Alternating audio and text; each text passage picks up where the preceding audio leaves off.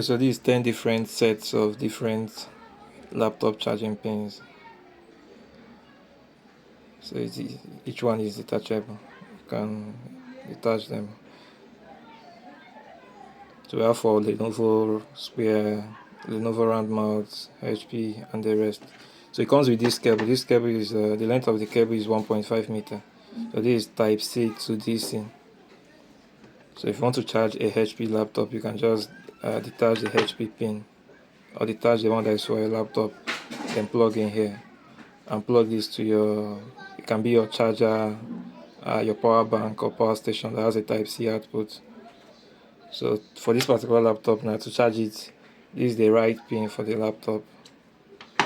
So we plug this here, then we get our power bank or our charger. You can then take the Type C and plug to the Type C port. Then we plug this to our laptop. So the laptop is charging. So to charge another kind of laptop, all you have to do is just detach and unplug, then plug to another connector.